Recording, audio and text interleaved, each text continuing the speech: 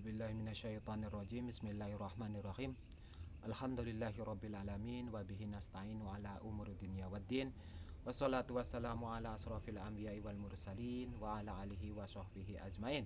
Rabbi shrah li sadri wa yassir li amri wahlul 'uqdatam min lisani yafqahu qawli.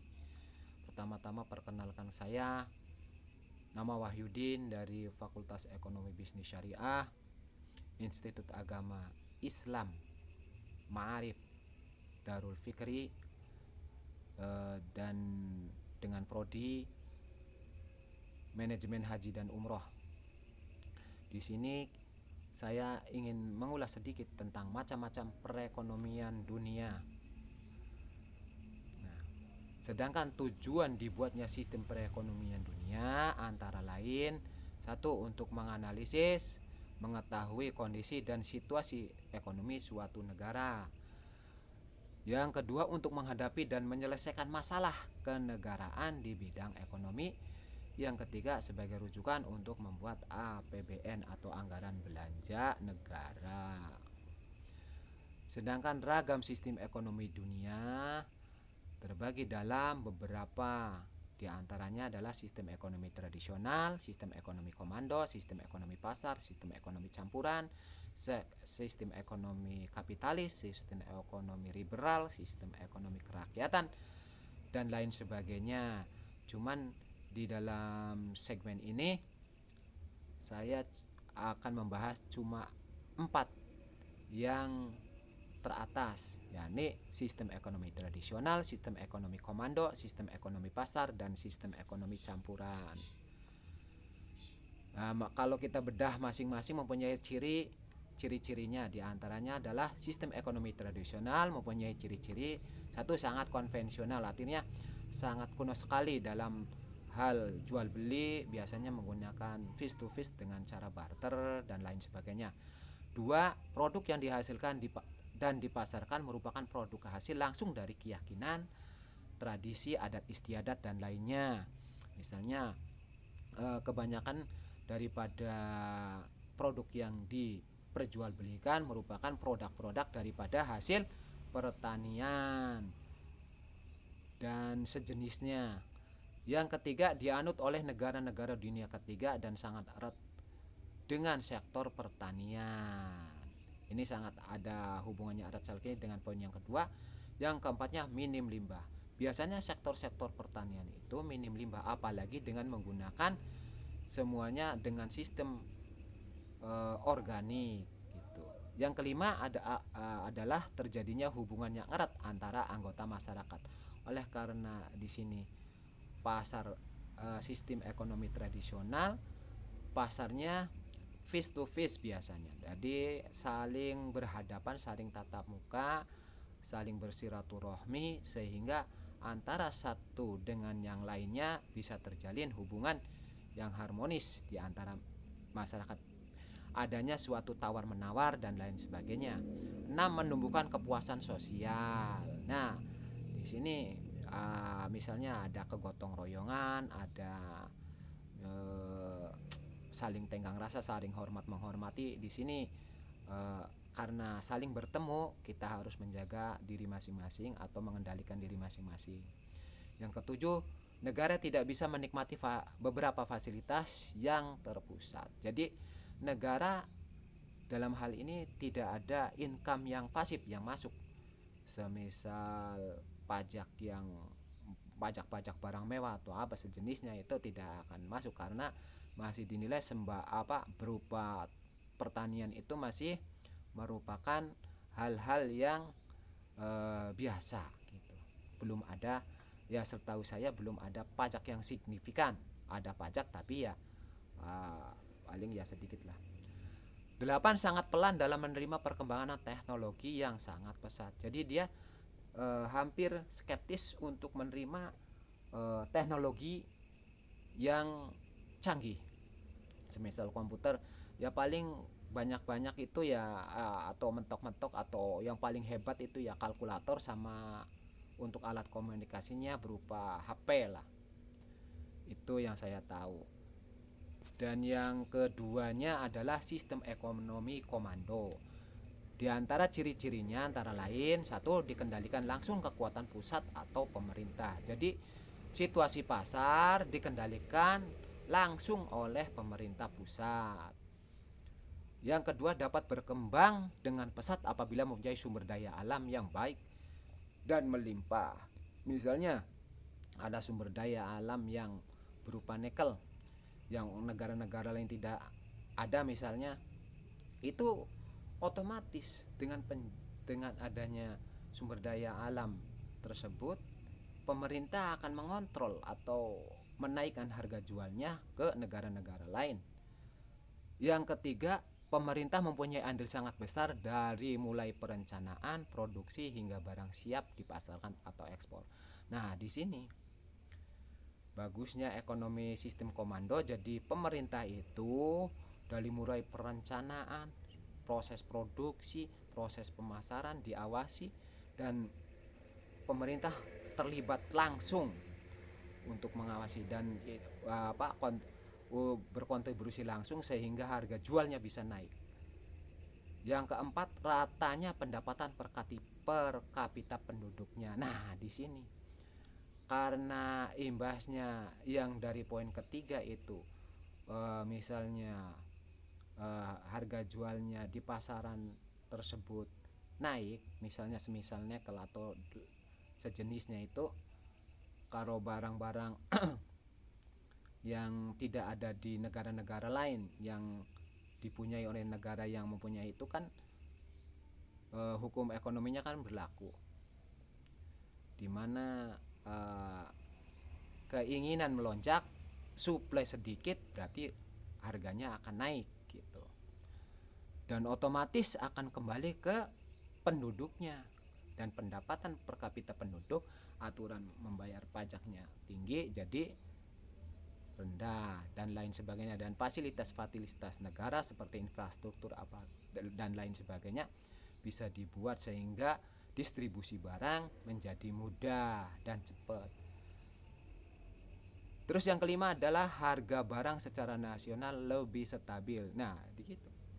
Jadi dengan adanya infrastruktur yang memuaskan dalam memindahkan, mendistribusikan dari titik A ke titik B dengan efisiensi waktu dan efisiensi tenaga, juga efisiensi bahan bakar, otomatis harga-harga stabil gitu.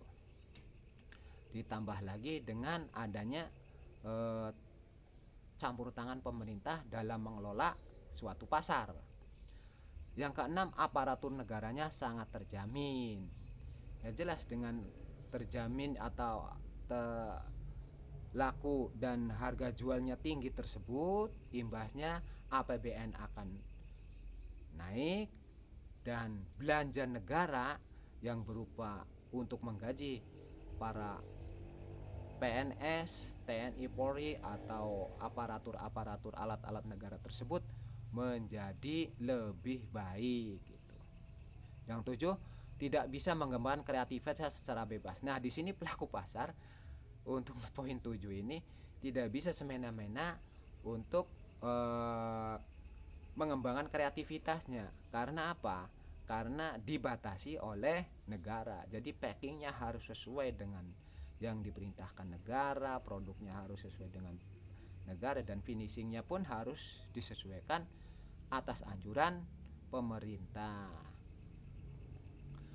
Yang kedelapan, tidak ada hak milik atas suatu aset produksi. Nah, di situ. Jadi di sini semuanya dikuasai oleh negara gitu. Jadi semisal apalah badan-badan usaha milik negara atau apa gitu yang berperan untuk menggunakan sumber daya alam untuk kemakmuran warganya atau warga negaranya. Yang 9 adalah keuntungan yang minim tapi berkesinambungan. Iya, karena dikelola oleh negara, yang mengelola negara harus rela bahwa kita itu untungnya sedikit karena sebagai dibagi rata dengan yang lainnya, tapi sifatnya ini berkesinambungan, berkelanjutan.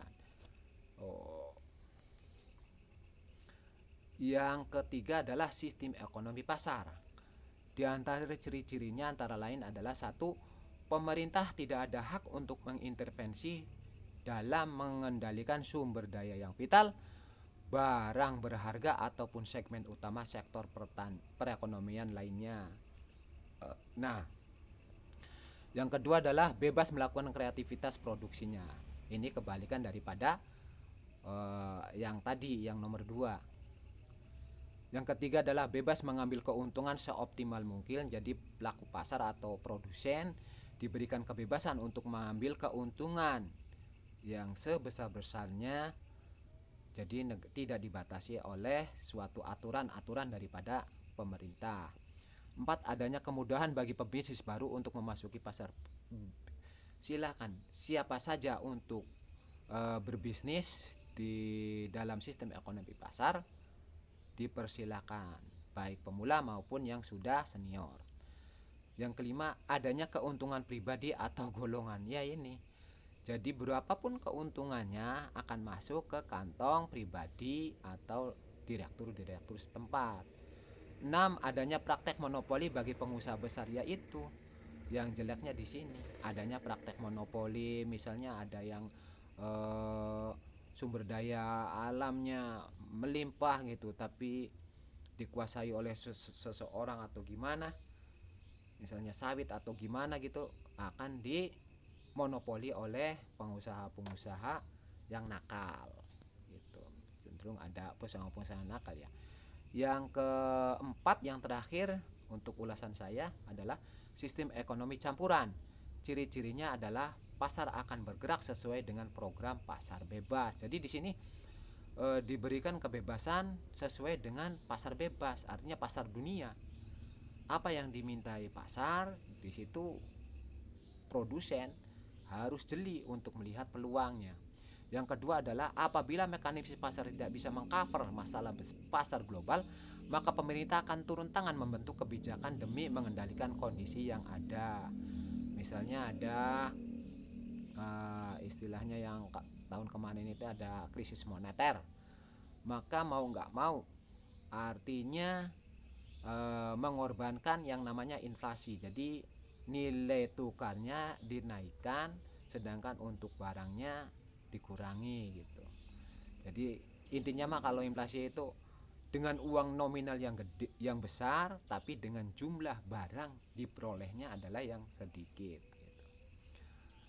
Jadi untuk begitu, untuk mengatasi rasio kecukupan modal daripada pemerintah tersebut. Yang ketiga adalah hak milik perorangan tetap diakui.